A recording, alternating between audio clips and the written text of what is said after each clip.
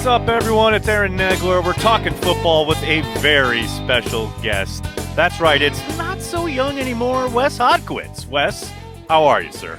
I'm doing good, Aaron. How are you on this fine day? It is a fine Monday, and look, I can't thank you enough for jumping on. When I asked you, I didn't realize you guys were going to be dropping the updated coaching staff press release, which maybe you had a hand in. I don't know who wrote it up, but I was like, I'd much rather talk about the coaching staff than J.J. Watt. So let's get that out as there soon you as go. possible. Well, that's as Andy Herman just joked on Twitter. Clearly, Wallers was just waiting to press go as soon as that Watt news dropped. So we'll get to JJ. Yeah. He is now in the B column, and the A column is definitely everything going on with the coaching staff. Clearly, I think the headliners here are the two promotions given to Adam Stenavich along the offensive line, now run game coordinator, if you please, and Jerry Gray, the pass game coordinator, I believe, and defensive backs coach. Correct. What do you think about that? Do you think that's title, job well done, kind of pat on the back kind of thing for the work they did last year? Or is this a true, you're going to have a lot more responsibility going forward, we better give you a title? Yeah, I mean, it's probably a little bit of both, right? I mean, I remember talking to James Campen in the past. I remember when he got that title, that was already a job that he'd been like, quote unquote, doing. It's just he finally got the title. But it's cool in two different ways, right? Because in Jerry Gray's specific instance here, this is a veteran coach, a guy who's been a defensive coordinator in this league. And I know it meant a lot for them to be able to want to keep him, especially after seeing the strides that Jair made and with Joe Barry's staff. And, I'm not sure everything that went into that, but when I saw that was something that was a part of this, it made total sense. On Stenovich's side, I mean, you could probably say this for any of the guys that Matt LaFleur hired that we didn't really know about back in 2019, but he has just blown me away. Absolutely incredible. Yeah, I mean, from not only the X's and O's perspective, I mean, you can tell the guy can coach, seeing what Elton Jenkins has done, what, Lucas Patrick, the strides he made. Certainly finding ways to plug and play these guys and not lose a continuity factor. But really what I think separates him is just the way that room has responded to him. He had huge shoes to fill when Campy left that room. And, as a former assistant offensive line coach, at some point, if those guys are going to climb the ladder, they have to make that next step to the head role. And he's done that, and he's done that exceptionally well. So in to what you said, yeah, job well done, no question. But kind of on two different sides of the spectrum, a veteran coach that you don't want to lose, and then a guy like Stenavich, who, I mean, the way that this thing is trending, I mean, he's an up-and-comer now in this coaching profession. Oh, no doubt. I remember asking Corey Lindsley, I think it was a day or two after the NFC Championship game lost, when we got to talk to Corey, asked him about Steno, and, he raved about him. He mentioned, as you said, big shoes to fill with Campy, but really made it his own right away. On the other side, talking about Jerry Gray, do you think, I mean, I know you're not privy to it. Brian's not calling you. Matt's not giving you emails asking you, they got my number, your opinion on the subject. But were you surprised that he stuck around after interviewing for the defensive coordinator position? Yes and no. No, from the standpoint of, I think he sees what the talent he has there, and I don't want to speak for Jerry Gray, but I have to imagine that excites him. Right. Jair Alexander's going to be a preeminent cornerback in this league for years to come. I mean, this is just the beginning for that young man, 24 years old. I think Darnell Savage is trending in the right direction, and Adrian Amos was probably one of the most underrated players on the entire roster this year. So yes, he has that room, I think, going in the right direction. But the other side of it is too, at this point of his career, you can understand why he probably would want to be a DC again and, have another shot at this thing going into, I think now 58 or 57 around that age. So I can see why that would have been enticing. He only had the 1 year here, but at his track record, Aaron, I mean, he seems to be a guy that sticks, he puts his foot in the ground and he works and he sticks with where he is. And I think it's exciting when I saw that they were able to keep him and be able to have him stick with Jair and, some of these young cornerbacks that I imagine are going to be coming up here. I think it was a job well done to him. And again, an interesting passing the baton there where, you had Jason Simmons, who had been here since 2011. Before that, it was Joe Witt. So they really had been set in the defensive secondary. And here comes one of the most accomplished, not only just as a coach, but as a player, guys in the profession. And to have him be here now for year two, I think is going to be really big for those young guys. So I have to imagine he saw the potential there and, wanted to build on that. Now, speaking of building on things, one of the things that isn't included in today's release, but is something I know the team confirmed earlier in the offseason, was the promotion of Maurice Drayton to special teams coordinator. Obviously, lots of work to be done there in the sense of last year wasn't good enough. I think everybody in the building knows that. What can you do to build upon what at times was promising? There were Yeah. certainly flashes there throughout the season where, okay, yeah, you could see things. Matt made the point of saying, we never talk about it unless something goes wrong. And there were plenty of times when things were right. But what does he have to do to get that unit pointed in the right direction? I have had this kind of narrowed down even before they hired him as 3 things that the next special teams coordinator needs to do. He needs to get them playing fundamentally sound. Kickoff coverage. I mean, punt returns are great. Kickoff returns are great. Everyone loves trick plays. That stuff is awesome. I mean, you look at Fossil down in Dallas. He made a career out of that. But they need to get back down to just being able to cover a kickoff and feel confident that, something's not going to bust there. Getting guys playing in their lanes. Now, to be fair to Sean Menninga, there were a lot of things that changed this year. There were a lot of different moving parts, and they didn't really have – I mean, there was Oren Burks and I think Randy Ramsey and some guys that did sort of settle in, but there were so many different guys that they were having to funnel in. So that was tough. So you need to have that perfect complement of young guys that are developing, but also can give you something and can be consistent in those 4, the 4 core they always talk about. They need to establish more of those guys. So that's 1.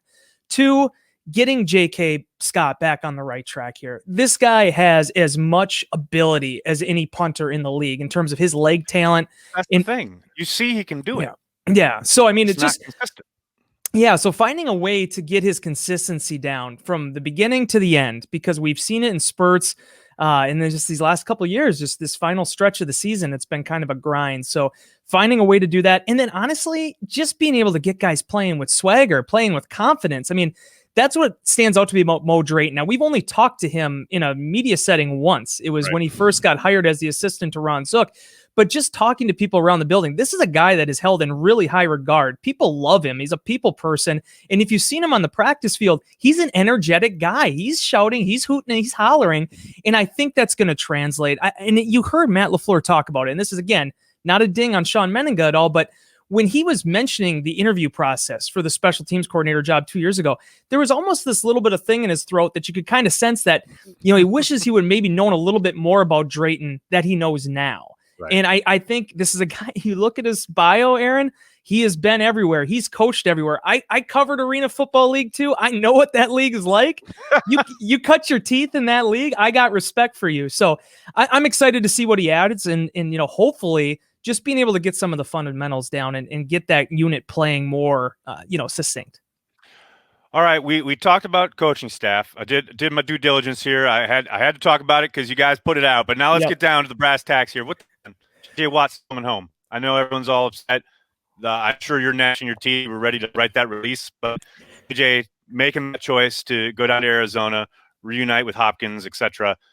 Were you surprised? I'll ask it that way. Were you surprised that J.J.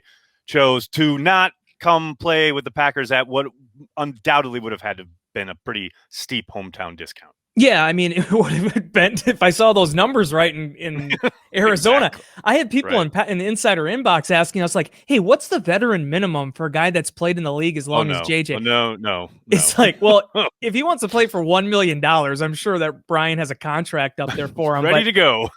But it's not that world. And here's the thing, Aaron. J.J. Watt is one of the most beloved athletes in Wisconsin state history. Walking on at Wisconsin. It's a Rudy type story, and certainly a football family that has made their mark in the league now. But the reality is the Packers, this is the thing I keep saying to people who ask me about this.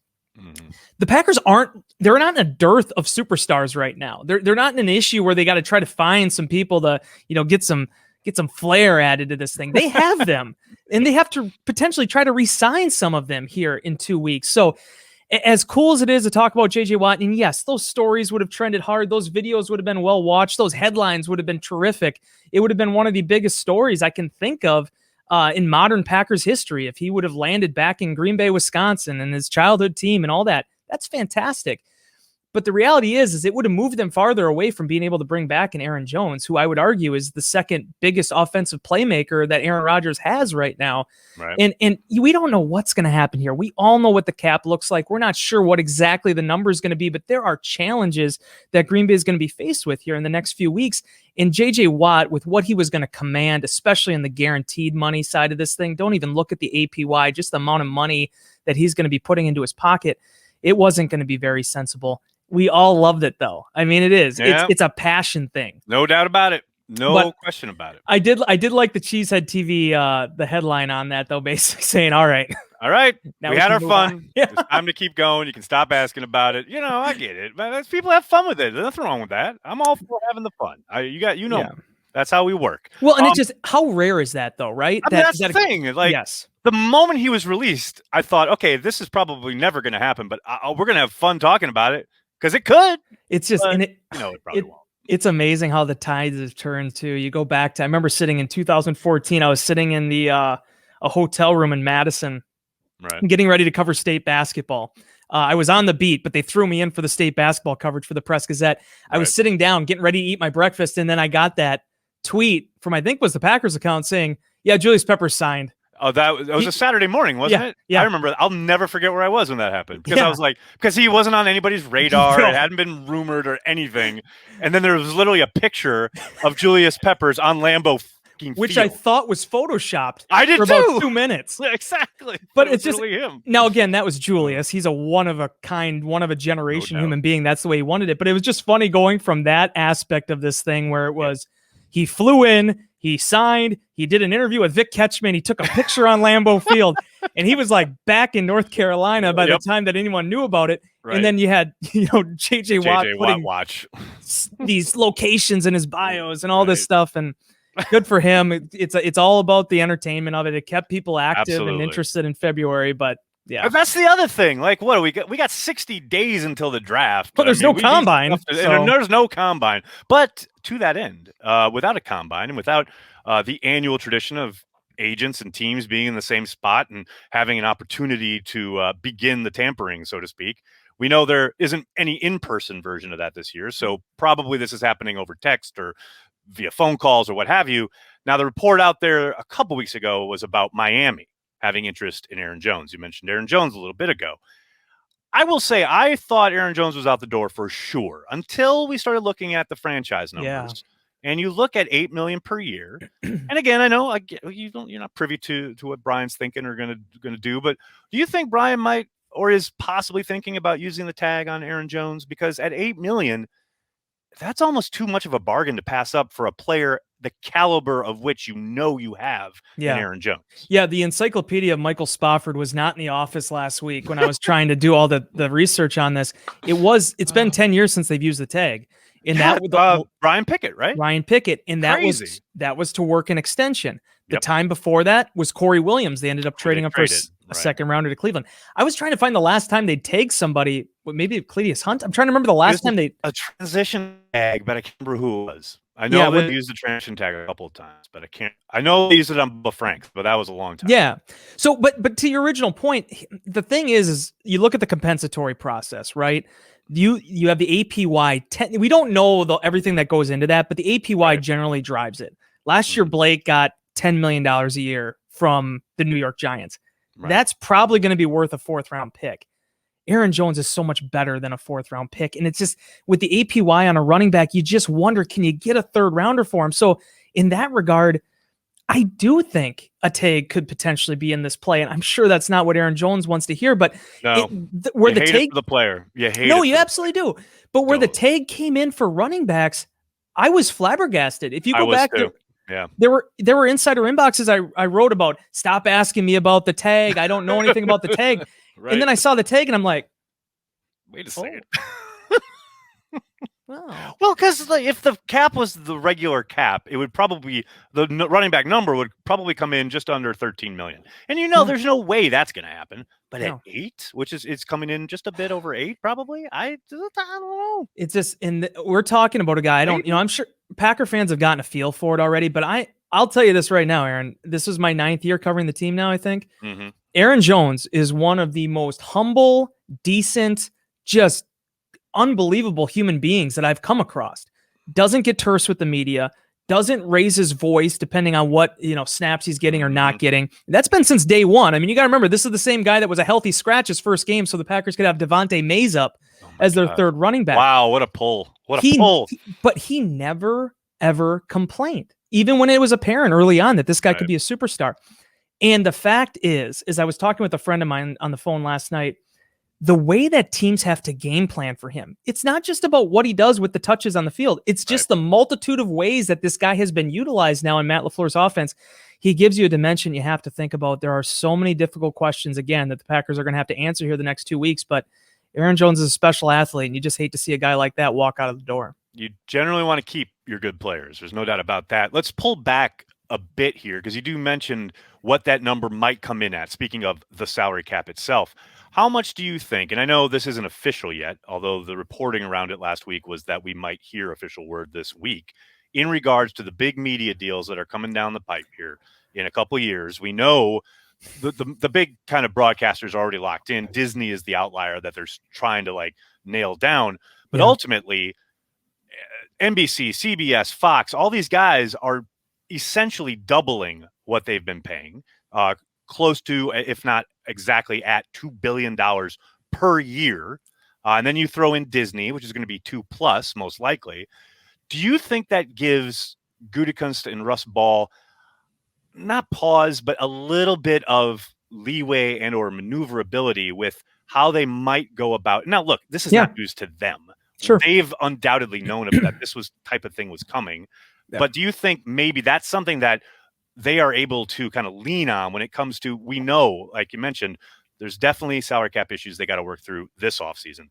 But because they know in a couple of years that cap is most likely going to explode, perhaps it allows them, like we've seen them do with a couple of their guys already, to maneuver contracts so that they don't kill themselves right now. And they know they've got a big payday coming down the road. Yeah, so I wasn't covering the league during the first CBA when they had, I think, the uncapped year, and there was all those questions about how teams are going to handle that.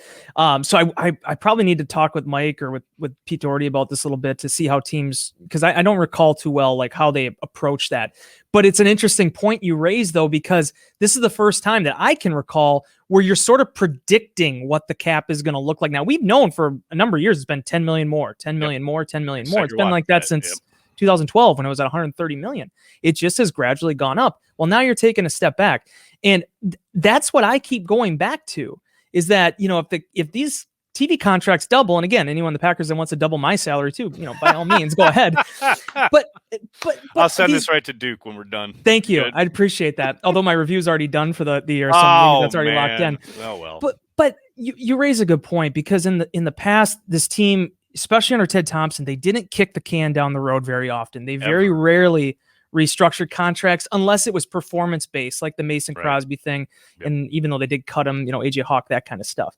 Mm-hmm. So they've never really gone that direction, but they've been a little bit more this offseason, and some of the deals they've done, restructuring Aaron Rodgers last year, restructuring David Bakhtiari's extension this year. So you got to imagine that you're going to kind of leverage a little bit, especially if you look at the Kenny Clark numbers on his deal, that you are sort of predicting that this thing's going to snap back.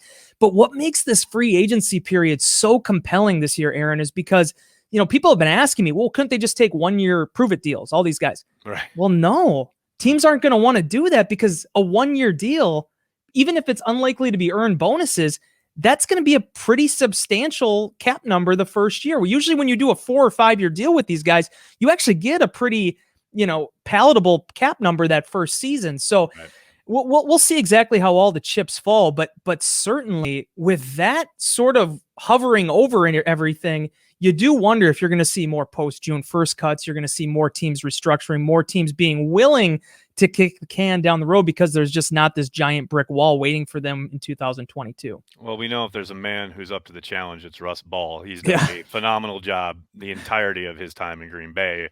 There have been moments where I had no idea how they were going to make something work contract-wise, and he almost always does. I mean, Bakhtiari's contract was one of those, because it's like, this guy's the best left tackle. I was resigned to him leaving. Yeah. And then the announcement came. the uncomfortable franchise tag stuff. You know, it all goes back to that. But being able to get him taken care of, and Kenny Clark, even though I know Kenny had some issues there with the groin early in the season, those are the first two dominoes. It just so happens that you got some of these guys from these recent draft classes. Now, Corey Linsley's on his third contract now, but they deserve what's coming to them, whether it's Aaron Jones, whether it's Jamal Williams, even, you know, you look at Tunyon now with the restricted tag coming up. So like, there's just all these things that you have to shuffle. But fortunately for the Packers organization, I'm not the one sitting in that seat. But I mean, with the way Russ has been able to maneuver this thing the last, 5-10 years now, and keep this team in a good cap situation, that's a that's a big part of this puzzle, and Green Bay's been able to stay in front of it. You mentioned Bakhtiari and Clark as the dominoes, so to speak, that had to fall there. And I know we've talked about Aaron Jones. The franchise tag is definitely in play there. But as far as the next domino, so to speak, do you think that's Davante Adams with the fact that he's heading into the last year of his deal? You know, they don't have I don't think they have a wide receiver under contract after next year. Yeah. Seems to make a world of sense to make sure that Davante is taken care of and sticks around for a number of years. Well, and again, you can't just be like, okay, we'll extend Davante Adams. There's a lot that goes into that. But the thing I kept saying, even when they were talking about, oh, they got to restructure this guy or they got to cut this guy, because it's just everybody from the outside looking in always just wants to cut people. Yep. You know, they don't think about everything else that plays into that. But the thing I've been saying since day one is, hey, you got Davante Adams here entering the last year of his contract, making a pretty good cap number. I mean, I'm not saying he's the highest paid receiver or anything like that, but his cap number, sizable, I think in that 16 million range. Right. I mean, you do an extension with him and you prorate some bonuses there.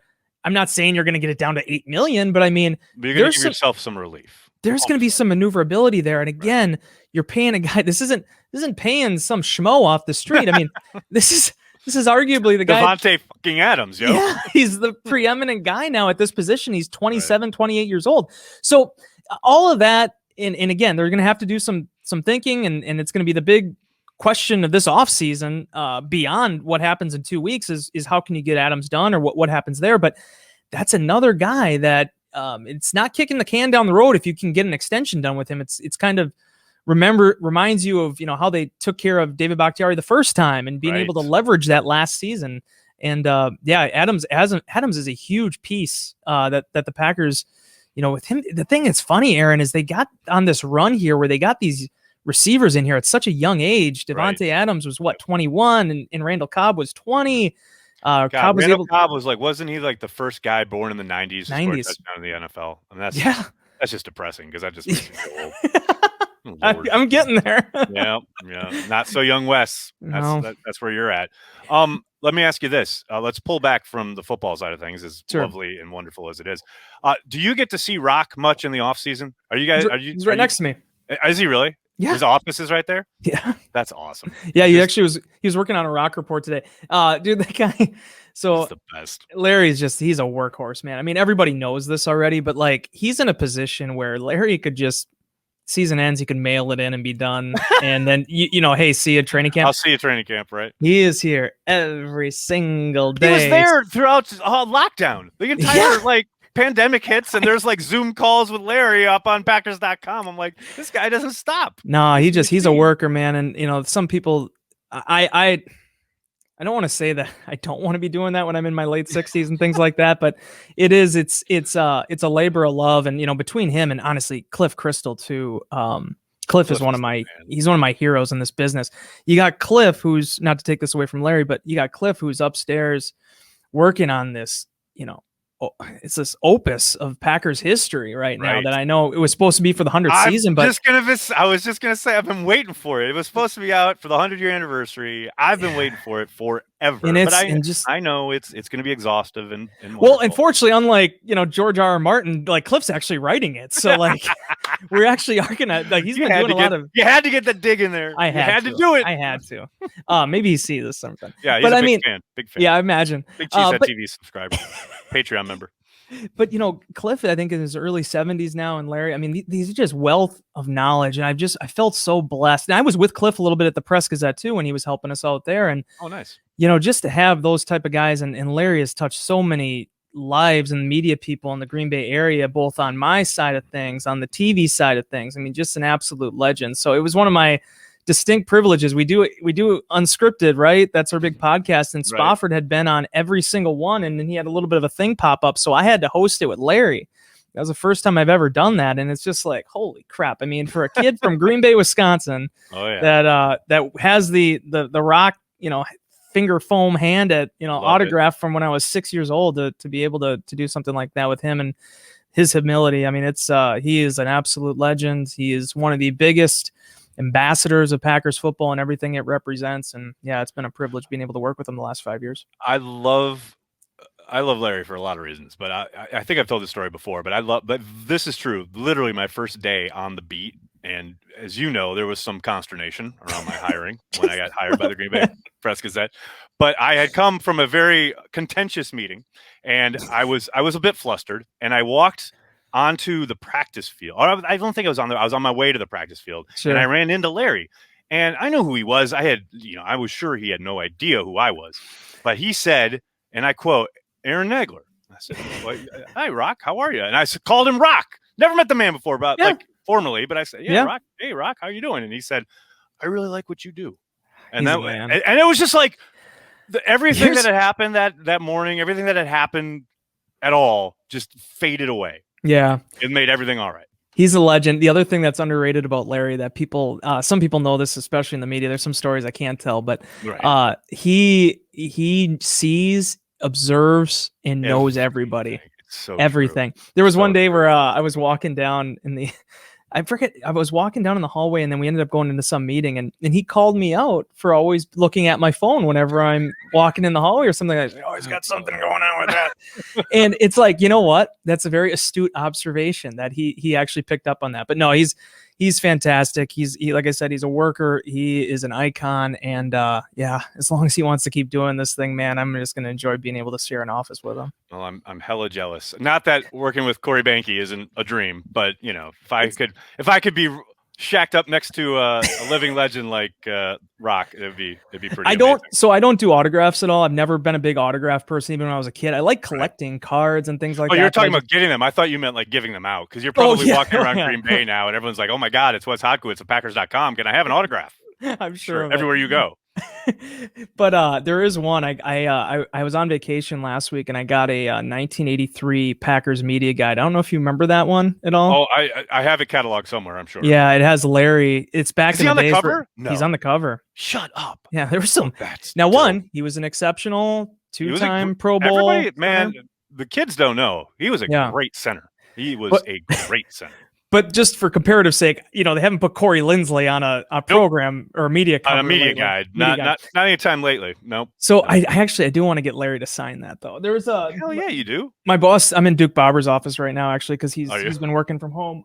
He has some Larry cards back there signed too. So I got to get Larry to get I was wondering. I was like, they gave you a nice office with a mic and everything. Oh, it was Duke's office. Okay, so now it makes sense. This is what happens when your boss has been home for the past year and you get to set a.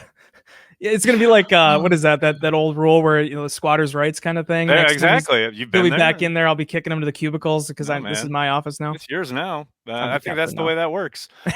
Wes Hodkiewicz joining me here on Cheesehead TV, talking football and all sorts of other stuff. Wes, I cannot thank you enough for the time. You're an absolute legend for joining me. I'd say I'd see you at the combine, but that ain't gonna happen. So I guess I'll probably see you at training camp. Yeah, hopefully. Take care of yourself out there, man. I told my wife this too. This was a tough week because we would have been in Indy, and the Facebook memories are tough this week. I'll tell you. Oh, they suck. So tough. Yeah, I mean, it's just I'm not sitting here saying I like to devote a week of my life once a year just to working nonstop, but man, when you're not there and you spent the last 8 years of your life kind of filling in that gap, gosh, and there's so much content that comes out of that every year, and it's just it's the content. It's the content and it's the relationships, because it's people I see once a year, like clockwork, all gathered in a 10-block radius, and we all hang, and then we all go our separate ways for another year. It's perfect, and to have it robbed away really sucks.